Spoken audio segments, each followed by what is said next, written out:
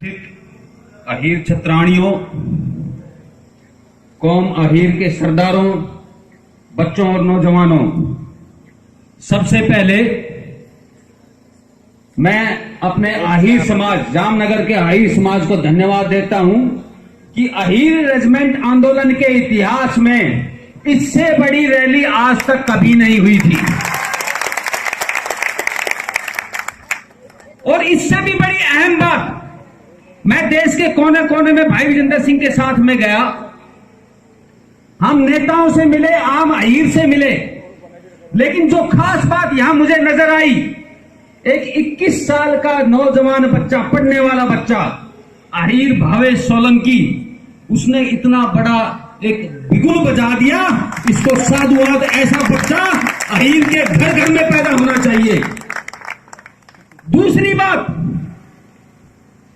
कौम के अहीर सरदारों जो देश की सबसे बड़ी पंचायत पार्लियामेंट में हमारी नुमाइंदगी करते हैं, हम सबसे जाके मिले, सबको दरख्वास्त दी अहीर रेजिमेंट के लिए आगे आने के लिए। कुछ ने संतावना दी, कुछ मौन हो गए और किसी ने तो सांस भी नहीं निकाली। मैं धन्यवाद देता हूं आदरणीय विक्रम भाई माडम को, जो पूरे रथ में, इस रेजिमेंट के रथ में साथ में घूमे और अपनी आवाज बुलंद की। कौम के सरदार ऐसे ही होने चाहिए। सरदारी किसको मिलनी चाहिए? जो अहीर समाज के लिए सबसे पहले अपना सर कटाए, उसी को सरदारी दो। अब मुद्दे पे आता हूं, अहीर रेजिमेंट क्यों चाहिए। मैं सन 62 की कहानी बताता हूं। सन 1962 में जब चीन के साथ लड़ाई हुई तो हिंदुस्तानी फौज के घुटने तोड़ दिए गए। हिंदुस्तानी अफसर, चाहे वो सिविल के हों, चाहे फौज के हों, जवान ज्यादातर पीछे हटने लग गए। चीन का मुकाबला नहीं किया जा रहा था, हमारी फौज पिटती हुई पीछे आ रही थी। लेकिन उस सन 62 की जंग के काले अध्याय में एक जगह मर्द भरा मोर्चा जमा था और उस मोर्चे के ऊपर 125 अहीर अडिग खड़े थे। सब कहते हैं कि आखिरी गोली और आखिरी आदमी तक लड़ना है और मरना है, लेकिन यह इतिहास सिर्फ 120 अहीरों ने रेजांगला की लड़ाई में लिखा था, जहां अंतिम गोली और अंतिम आदमी तक अहीर के बच्चों ने चीनियों के दांत खट्टे किए थे। कहानी यहीं खत्म नहीं होती।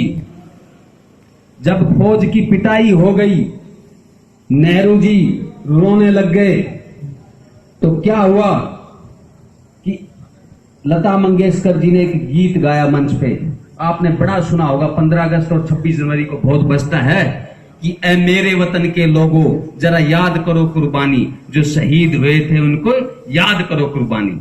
लेकिन आपको ताज्जुब होगा, ये गाना जो बनाया था ये उन अहीर सैनिकों के ऊपर बनाया था, लेकिन जब गाने के बोल आए तो उस गाने के आगे के बोल थे, कोई सिख, कोई जाट मराठा, कोई गुरखा, कोई पंजाबी, सरहद पे मिटने वाला हर वीर था भारतवासी।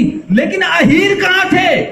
नाम अहीर गुम था। उसकी वजह यह थी कि जो 120 अहीर शहीद हुए थे, उनके कंधे पे नाम अहीर नहीं, कुमाऊं रेजिमेंट लिखा हुआ था।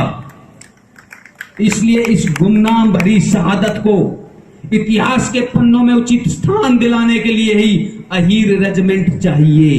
मान सम्मान के लिए, पहचान के लिए अहीर रेजिमेंट चाहिए। और जो जवान शहादत देता है देश के लिए, उसके सम्मान के लिए अहीर रेजिमेंट चाहिए। अहीर रेजिमेंट के बाकी फायदे भी बता देता हूं। आने वाले दौर में, आज नहीं तो 20 या 50 साल के बाद में, हर जगह निजीकरण हो जाएगा, प्राइवेटाइजेशन हो जाएगा। सारी सरकारी नौकरियां, रेलवे है, बैंक है, ये सब निजीकरण हो जाएगा, आप देख लीजिएगा। लेकिन जब तक किसी भी दुनिया का इतिहास है और देश का अस्तित्व है, 3 चीजें हरदम सरकारी रहेंगी। पहली, फौज का निजीकरण नहीं हो सकता। दूसरी, पुलिस, और तीसरी है टैक्स डिपार्टमेंट, क्योंकि बिना टैक्स के भी सरकारें नहीं चलती हैं।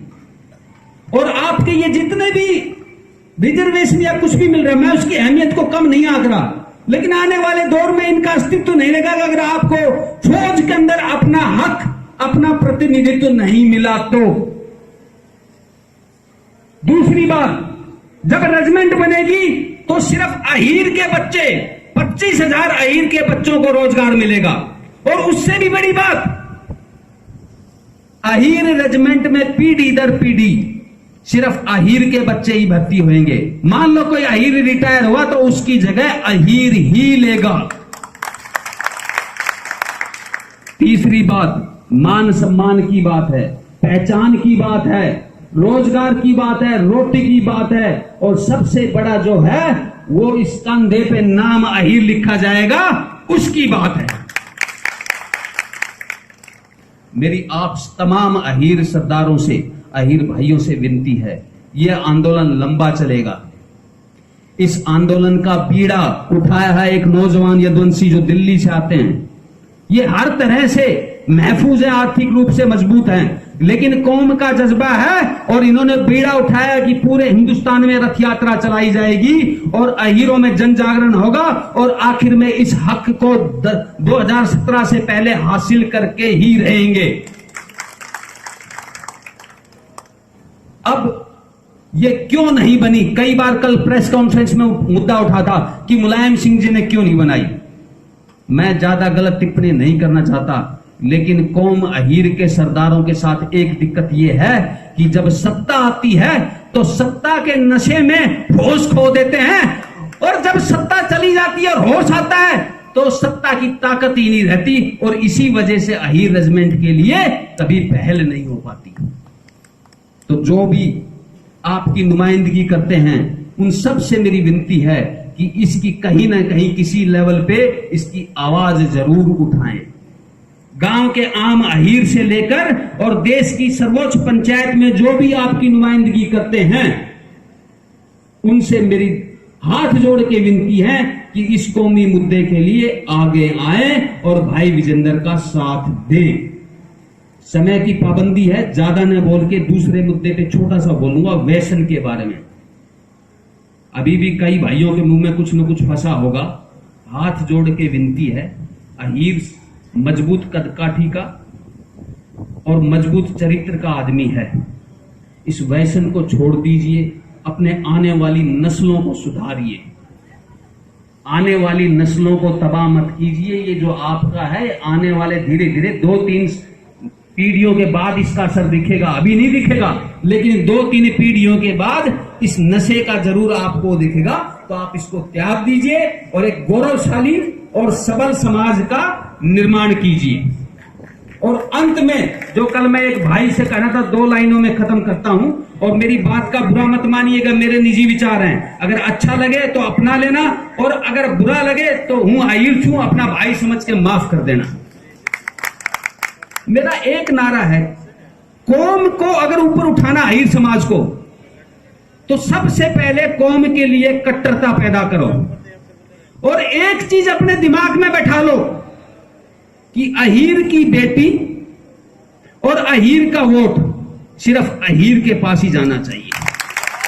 आप सिर्फ भाजपा में हो, कांग्रेस में हो, सपा में हो, लालू के साथ हो, मुलायम के साथ में हो, किसी को भी साथ में हो, लेकिन इन 2 चीजों का ध्यान रखिए कि हमारी जो बेटियां हैं वो हमारे घर में जाएं, हमारे बच्चे हैं वो अहीरी के साथ ही में शादी करें, और हमारी जो वोट है, जो लोकतंत्र की सबसे बड़ी ताकत है, वो अहीर के पास में ही जाए।